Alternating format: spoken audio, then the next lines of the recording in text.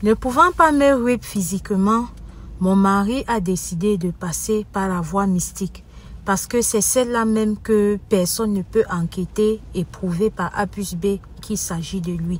Au jour d'aujourd'hui, je suis victime de fusils nocturnes et la manière dont cela affecte mes mains, je vous assure, je souffre énormément. Au cours de cette histoire, j'aurais besoin de votre aide, j'aurais besoin le plus, autant pour moi, de vos conseils parce que j'ai besoin que vous puissiez m'aider avec ces derniers-là. S'il vous plaît, voici mon histoire. Je suis une dame qui, à l'époque des faits, j'étais encore mariée avec mon mari. Quelque temps après notre mariage, voilà, les choses ont commencé à aller d'une certaine manière, façon. Et j'ai pu découvrir le côté violent de mon mari. J'ai pu découvrir ce monstre-là que j'avais épousé et qui, pendant des années, avant qu'on en arrive là, s'est bien arrangé, s'est bien préparé à me cacher son jeu. Alors, quand je découvre ce côté de lui, je ne pouvais pas supporter. Quand j'ai essayé de partir, il a d'abord commencé à me toucher.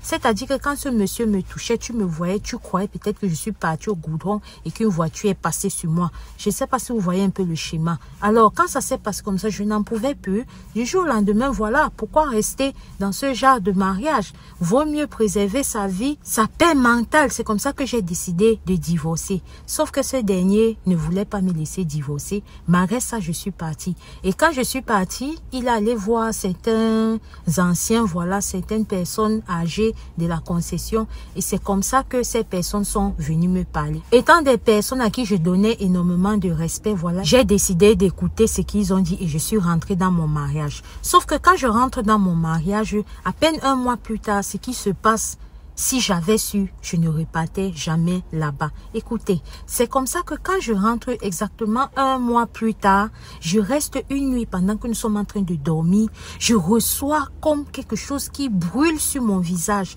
C'est comme ça que je suis saut du lit. Pendant que je touche comme ça brûlait tellement. Je suis partie à la douche. J'ai essayé de mettre le beurre de karité, mais j'ai vu que ça augmentait encore le mouvement. C'est comme ça que j'ai couru. Je suis allée, j'ai ouvert le frigo, prendre l'eau glacée qui était là et que je versais, c'est ça qui a pu m'atténuer un peu.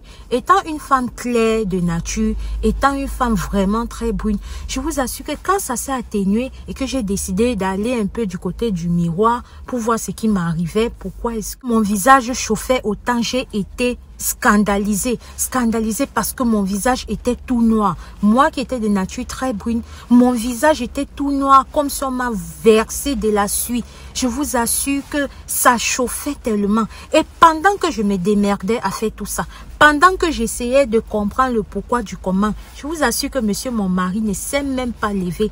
Il est resté au lit là-bas, il n'a même pas bougé. Là, c'était comme ça le début de mon calvaire. Parce que ce qui a suivi là, écoutez vous-même. C'est comme ça que je suis restée. Les jours qui suivaient ne faisaient que être bizarres. De nouveaux symptômes ne faisaient qu'arriver. Quand je restais mes mains, comme s'il y avait des aiguilles qui sortaient, mon corps picotait.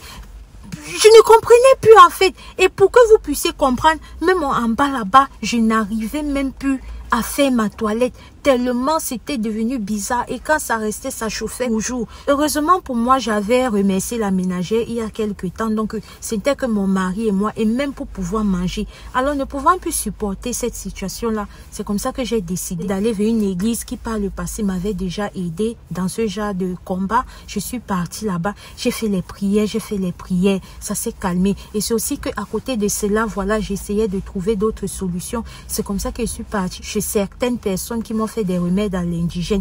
Des remèdes que quand je devais boire, si je devais par exemple boire tous les 4 jours, s'il arrive que sur les 4 jours là, je bois 2 jours, 3 jours, je saute un jour, tous les symptômes reviennent. Parfois, je partais à la douche comme ça là, mes yeux fumaient. Je vous dis que mes yeux fumaient. Comme je suis une personne qui porte les verres, vous voyez, quand tu pars, tu te laves, quand vous sortez, qu'il y a l'eau chaude et tout, la fumée que ça fait sur les yeux là, j'avais ça constamment. Les habits, je ne pouvais même pas porter d'habits en coton, je ne pouvais pas porter d'habits en soie. J'étais toujours obligée de porter les habits noirs parce que je transpirais en même temps. C'est-à-dire que c'est que je vivais. j'étais obligée de me camoufler tout le temps. C'est comme ça qu'à force de regarder à gauche, de regarder à droite, de regarder à gauche, de regarder à droite, j'ai pu trouver des solutions, mais qui des solutions, ce ne sont que des calmants. Parce que jusqu'à présent, malgré toutes ces années, je souffre toujours de ça.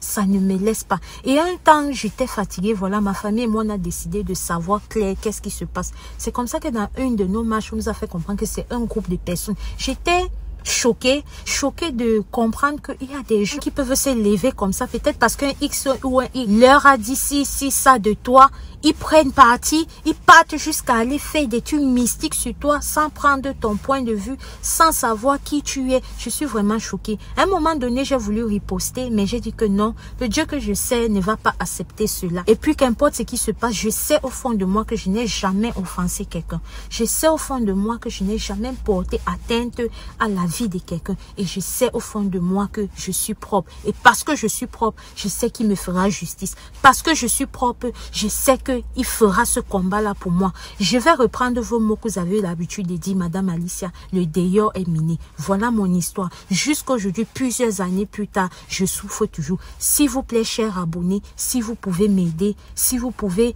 me dire où aller pour les prières ou bien où aller un jour, ça ne va pas. Je reste toujours comme ça. Je reste parfois, je reçois des picotements d'aiguilles. C'est comme si des fourmis se mettent à marcher à partir de mes pieds en montant. Tout le temps, je suis toujours mal. Tout le temps, ça ne va pas. Je passe mes journées à dormir. Je me lève la nuit. Je n'ai plus une vie. Je n'ai plus une vie. S'il vous plaît, aidez-moi. J'ai vraiment besoin de vous. Dites-moi ce que je peux faire. Conseillez-moi, recommandez-moi avec quelqu'un qui pourra m'aider sur l'espace commentaire. Je lirai tous vos commentaires. Shalom. Alors la famille, ça c'est l'histoire d'une de nos mamans qui nous a raconté plusieurs histoires ici. Et ceci est l'une des continuités de ces histoires. Vraiment, si tu peux, si tu as le temps, ça ne mange pas de pain. 2 minutes pour taper un message. Si tu connais des prières qui peuvent l'aider, si tu connais des versets qui peuvent l'aider, si tu es content de quelqu'un qui peut l'aider, mets tout ça en commentaire. Elle va lire, elle va voir. Elle a vraiment besoin de vous. Vraiment, le dehors s'il me dépasse. Le dehors s'il me dépasse, tu ne vas pas chercher, tu as les problèmes. Tu ne vas pas chercher, tu as les problèmes. S'il vous plaît, priez sans cesse. Soyez prudents parce que le dehors est miné. Si toi aussi tu as une histoire vraie ou mystique à nous confier, écris sur notre numéro WhatsApp qui s'affiche là. Ensemble, on va se mettre d'accord sur comment est-ce que je vais présenter ton histoire. Je ne prends pas d'appel sur ce numéro, juste des messages audio et ou écrits. Et on va se mettre d'accord comme je disais tantôt. Ici, Alice et Lotus, on se dit à très bientôt pour une prochaine vidéo. Si tu continues à nous regarder par la fenêtre, Dieu te voit, maman. Dieu te voit, mon frère. Abonne-toi, non, ça coûte quoi? Partage même la vidéo là. Et que, merci, merci, merci.